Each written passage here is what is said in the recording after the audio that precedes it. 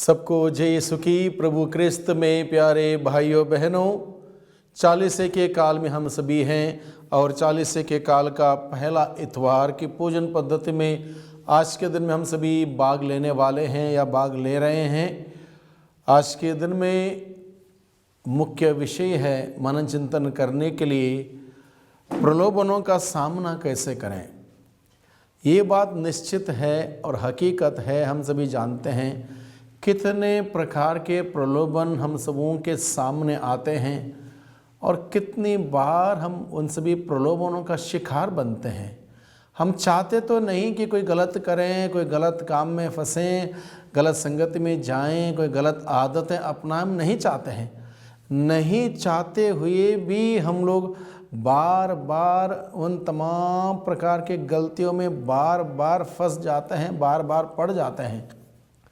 और ये 40 से की अवधि हम सबों को विशेष रूप से प्रभु के सामर्थ्य प्राप्त करने का, प्रभु के बल प्राप्त करने का और प्रलोभनों से दूर रहने का और प्रलोभनों को कैसे दूर रखें, इन सभी बातों को सीखने का समय है। क्योंकि अगर हम प्रलोभनों को दूर नहीं रखेंगे, प्रलोभनों का शिकार बनते जाएंगे, हम नष्ट हो जाएंगे। इसलिए प्रभु आज के पहले पाठ के द्वारा, दूसरे पाठ के द्वारा, सुसमाचार के द्वारा हम सबों को यही बताना चाहता है कि हम प्रलोभनों से कैसे बचें, कैसे दूर रहें, कैसे प्रभु के अनुग्रह में बढ़ते रहें। तो आज के पहला पाठ जो उत्पत्ति ग्रंथ से लिया गया है, इसमें आदम और हव्वा ने कैसे पाप किया इस बात पर जिक्र किया है। जैसे कि ईश्वर ने मनुष्य को बनाया, मनुष्य को हर प्रकार की बुद्धि, शक्ति, ज्ञान, विवेक, प्रज्ञा का वरदान देते हुए सृष्टि का मुकुट बनाया, सारी कैपेसिटी, सारी खूबियाँ उसको दी।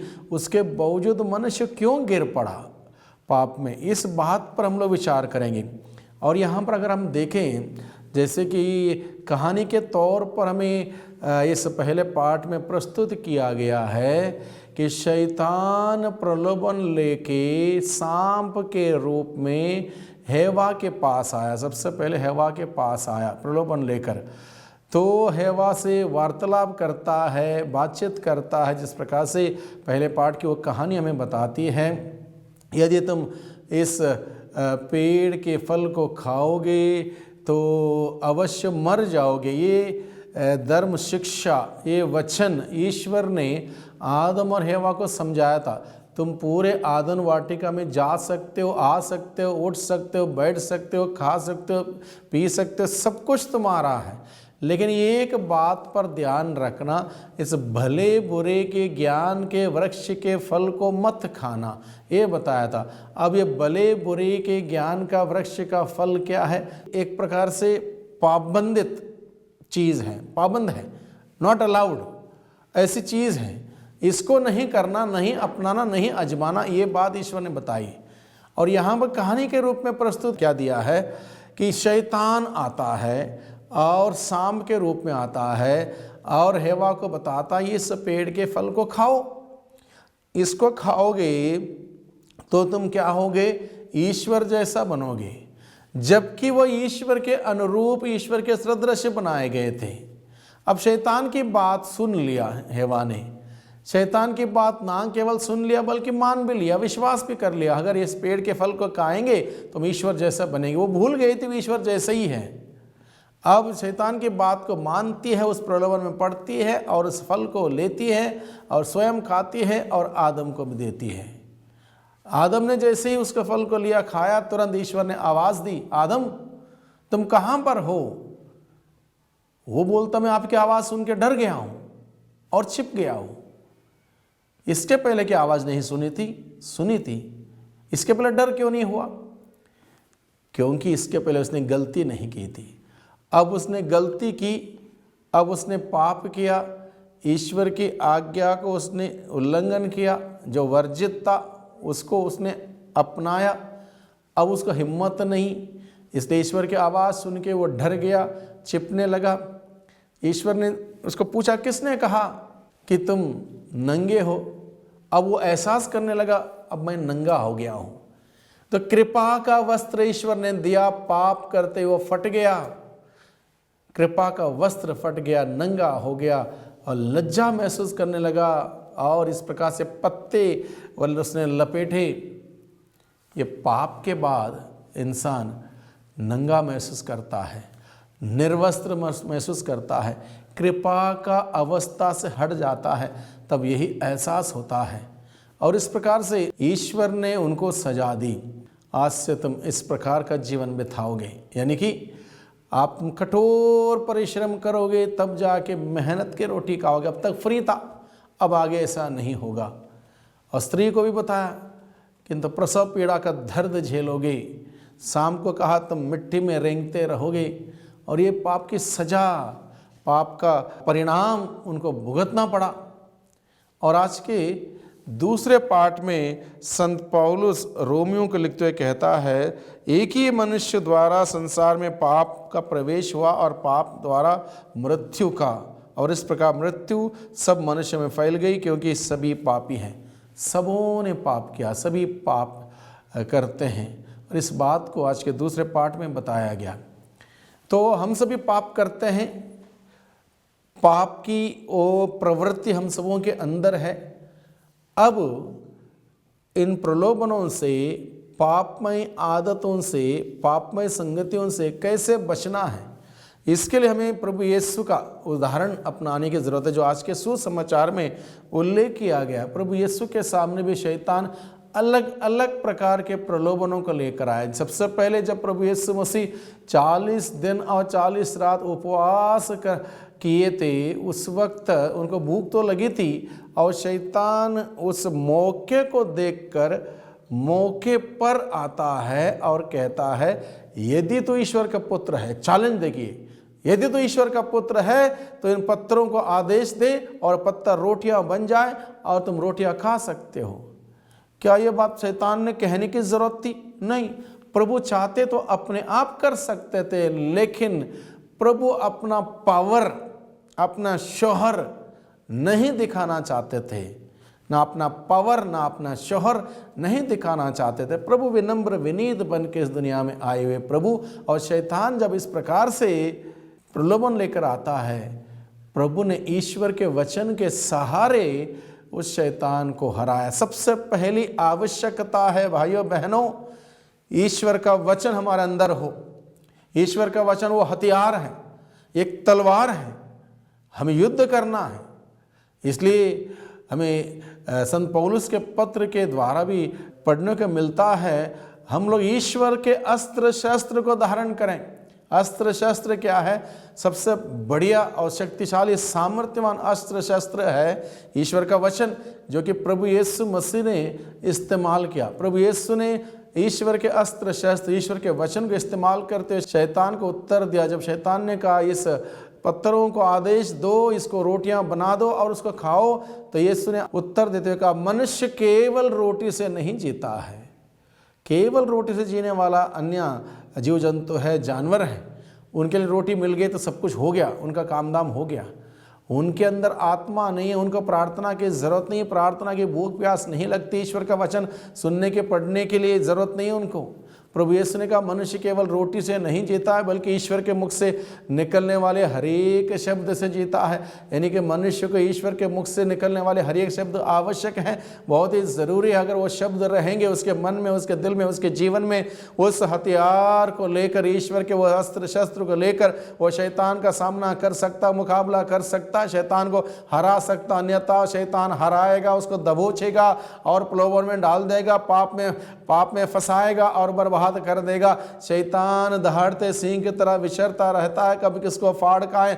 इसलिए 40 की इस अवधि में प्रभु अपने वचनों के द्वारा हम सबों को सिखाता है किस प्रकार से प्रलोभनों से बचना है। और बचना है तो ईश्वर के अस्त्र शस्त्र में धारण करना है। ईश्वर का वचन हमारे दिल में, हमारे मन में, हमारे जीवन में हमेशा रहे। आदम और हवा पाप में क्यों पड़ गए? ईश्वर ने जबकि उनका वचन सुनाया था, बताया था कि ये सब कुछ के मालिक तुम हो, सृष्टि के मुकुट में तुमको रचा है, अपने सदृश अपने अनुरूप अलग अलग खूबियों को तुम्हें दिया है, अलग अलग प्रकार की वरदान से संपन्न किया, सजाया है, उसके बावजूद ये पाप में क्यों पड़ते हैं? क्योंकि इनके अंदर ईश्वर का वचन नहीं था। ईश्वर ने जो बताया था वो भूल गए थे। ईश्वर ने जो बात बताई थी वो अपने दिल में ना मन में थी, ये टोटली भूल गए थे। ईश्वर का वचन उनके जीवन में नहीं था। तब जाके शैतान प्रवेश।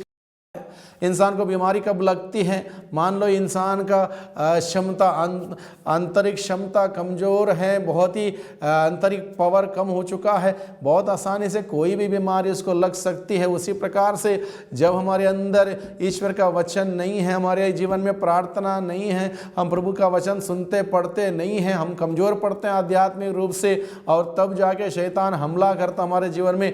आदम और हव्वा के जीवन में वही हुआ। जब ईश्वर का वचन उनके जीवन में नहीं रहा, ईश्वर का संदेश नहीं रहा, ईश्वर का उपस्थिति का आभास नहीं रहा, वो अपने आप में खो गए थे। और उस वक्त शैतान आके, जब शैतान जो भी बातें बताता है उन बातों को वो सुनते हैं, उन बातों को ग्रहण करते हैं, उस पर विश्वास करते हैं, उसके अनुसार कार्य करते हैं। ईश्वर के कृपा से, अनुग्रह से, सानिध्य से वो हट जाते हैं, वंचित हो जाते हैं, नंगा महसूस करने लगते हैं, निर्वस्त्र अनुभव करने लगते हैं, डरने लगते हैं, घबराने लगते हैं, और इस प्रकार से पाप में पड़ गए। प्रभु यीशु मसीह पाप में इसलिए नहीं पड़े।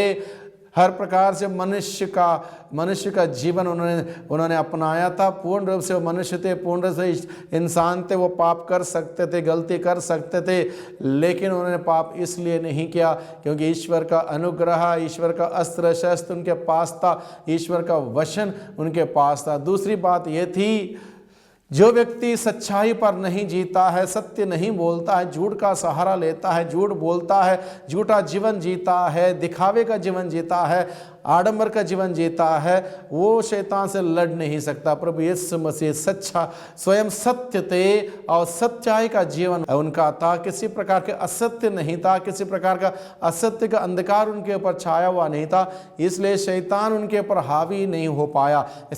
प्रलोभनों से लड़ने के लिए दूसरा अस्त्र शस्त्र हमें ज़रूरत है, सत्य को कमर में बांध के चलने की। युद्ध भूमि में जब हम जाते हैं, हमें हमारा कमर टाइट होना चाहिए। और कमर किस बात से टाइट करें? हम अपने सत्य को अपनाएं, प्रभु यीशु के सत्य को अपनाएं, कमर में बांधें, अपने हाथ में तलवार यानी कि वचन का तलवार, और विश्वास धारण करें। दिल में विश्वास हो प्रभु मसीह पर, ईश्वर पर दृढ़ अटूट विश्वास हो। अगर प्रभु मसीह पर विश्वास नहीं होगा तो दुनिया भर के लोगों पर, चीज़ों पर, उन्होंने जो भी बोला उन सभी बातों पर विश्वास होने लगेगा, और वो विश्वास हमें तोड़ेगा, वो विश्वास हमें बर्बाद कर देगा। सिर्फ और सिर्फ प्रभु मसीह पर हमारा विश्वास हमें बचाएगा, हमारे घर परिवार को बचाएगा। यही बात हम लोग पढ़ते हैं प्रेरित चरित्र अध्याय 16 पद संख्या 31 में, तुम प्रभु यीशु मसीह में विश्वास करो तो आपको और आपके परिवार को मुक्ति प्राप्त होगी। प्रभु यीशु मसीह में हम दृढ़ विश्वास करें। प्रभु यीशु मसीह को ईश्वर ने इस धरती पर हम सबों के मुक्तिदाता के रूप में भेजा, इसलिए उस प्रभु मसीह में हम अपना विश्वास दृढ़ रखें, कायम रखें और उस पर जीवन बिताएं। हम अपनी जीवन को, हमारे परिवार के लोगों के जीवन को हम बचा पाएंगे। इसलिए विश्वास और एक आवश्यक हथियार है शैतान से लड़ने के लिए, शैतान का सामना करने की। सबसे पहले हम ईश्वर का वचन को धारण करें, आत्मा की तलवार ईश्वर का वचन हम ग्रहण करें, सत्य को कमर में बांधें और विश्वास को धारण करते हुए हम आगे बढ़ें। और मुक्ति का टोप, शांति सुसमाचार के उत्साह के जूते संत पौलुस बताता है, यानी कि हम शांति फैलाने वाले लोग बने। मुक्ति का टोप यानी कि युद्ध भूमि में जाने वाला व्यक्ति वो टोप पहनता है। हमारे अंदर धार्मिकता का कवच, यानी कि धर्म क्या है, मैं यहाँ पर धार्मिकता का कवच किस प्रकार से हम हासिल कर सकते हैं। जब सब कुछ ठीक है, बहुत बढ़िया है, अच्छी बातें करते हैं, अच्छा व्यवहार करते हैं, हंसते खेलते हैं, लेकिन मान लो परिस्थिति विपरीत है, तुम्हारा दुश्मन तुम्हारे सामने खड़ा है, उसने तुम्हारा नाम खराब कर रखा है, वो तुम्हारे विरुद्ध है, तुमसे चिढ़ता है, तुमसे तुम्हारी बातें फैला देता है, तुम्हारे अलग अलग प्रकार से नुकसान पहुंचाया है, अब वो तुम्हारे सामने है। अब तुम्हें गुस्सा आ गया, उस वक्त तुम्हारी धार्मिकता प्रकट होगी। किस प्रकार के शब्दावली तुम इस्तेमाल करते हो, किस प्रकार की भाषा का प्रयोग करते हो, अब इस बात को व्यक्त करेगा तुम्हारी धार्मिकता किस प्रकार की है। प्रभु कहता है अभिशाप मत दो बल्कि आशीर्वाद दो। एक ही मुंह से ईश्वर की स्तुति और दूसरों का अभिशाप यह उचित नहीं है। एक ही जल स्रोत से खारा पानी निकलता और मीठा पानी निकलता, यह नहीं हो सकता। यानी कि प्रभु मसीह हम सबों से क्या चाहता है कि हम अपनी धार्मिकता का कवच को धारण करें। धार्मिकता का कवच नहीं होगा, शैतान हमारे पर आक्रमण करेगा। धार्मिकता का कवच यानी कि उसमें ईश्वर का वचन है, प्रार्थना है, त्याग तपस्या है, विश्वास है, आत्मा की तलवार है। इन सभी बातों को ग्रहण करते हुए, धारण करते हुए धार्मिकता का कवच को हम धारण करें, ताकि शैतान हमारे जीवन में किसी प्रकार से आक्रमण ना कर पाए। आक्रमण करे तो हमें कोई नुकसान ना हो। इसलिए प्रभु का वचन आज के दिन में हम सबों को सिखाता। प्रभु यीशु ने ईश्वर का वचन को इस्तेमाल किया और शैतान बार बार आया प्रलोभनों को लेकर। कभी भूख के लिए, रोटी बनाने के लिए बोलने के लिए आया, कभी वो ऊंचे पर्वत पर लेके आया, बोला मुझे दंडवत करो सब कुछ तुम्हें दूंगा। कभी शैतान ने कहा कि आप इस प्रकार से करो और तुम्हें मैं सब कुछ दे दूंगा। लेकिन प्रभु ने हर बात में शैतान को ईश्वर के वचन को इस्तेमाल करते हुए हराया। प्यारे भाइयों बहनों, चालीसा का ये अवधि है। चालीसे के पहला इतवार की पूजन पद्धति हम सभी जब भाग लेंगे, हम प्रभु से विशेष रूप से प्रार्थना करें, प्रभु मैं हर बार प्रलोभनों का शिकार बनता हूँ। आज से मुझे प्रलोभनों का सामना करने के लिए और उसका शिकार नहीं बनने के लिए, बल्कि आपके मूल्यों के अनुसार, सिद्धांतों के अनुसार जीवन बिताने के लिए, आपके वचन के अनुसार जीने के लिए मुझे सिखाइए, मुझे शक्ति दीजिए, मुझे सामर्थ्य दीजिए। प्रभु मैं गिर जाता हूँ, अक्सर मैं पाप में पड़ जाता हूँ। मुझे पाप से दूर रहना और आपके नज़दीक रहना मुझे सिखाइए। आपका वचन, आप आत्मा की तलवार मुझे हमेशा मेरे पास में रखूं और विश्वास की ढाल पर मैं जीवन बिताऊं और शांति सुसमाचार उत्साह के जूते पहनकर रहूं और धार्मिकता का कवच से मैं अपने आप को बचाए रखूं। ऐसा जीवन व्यतीत करने के लिए प्रभु मुझे सिखाइए। आइए हम प्रार्थना करें। सर्वशक्तिमान पिता परमेश्वर, धन्यवाद देते हैं इस सुंदर अवधि के लिए। 40 के इस अवधि में प्यारे प्रभु जी, आप हम सबों को अलग अलग प्रकार से हमें निमंत्रण देते हैं, बुलाते हैं कि हम आपके नज़दीक आएँ, पापमय आदतों को, संगतियों को, विचारों को, कार्यों को छोड़ें। लेकिन हम नहीं छोड़ पाते। आज के दिन में प्यारे प्रभु जी, आपके विशेष कृपा अनुग्रह मांगते हैं, आत्मा की अगुवाई मांगते हैं। हम सबों पर प्रभु आप अधिकार लीजिए, हमारे इंद्रियों पर, हमारे इस दुर्बल शरीर पर अधिकार लीजिए, ताकि हम जो कुछ भी आपके दृष्टि में उचित है उसी कामों को करें, उसी आदत को करें, उसी बातों को करें, उसी कार्यों को करें। जो कि उचित नहीं है उन सबों को त्यागने के लिए हम सबों को हिम्मत दे, साहस दे, ताकि प्रभु हम आपके सानिध्य में बने रहें, अपनी छत्रछाया में सुरक्षित रहें और आपके प्यार को महसूस करते हुए आप में आनंद मना सकें। दुआ करते हैं उद्धारकर्ता यीशु मसीह के नाम से, आमीन।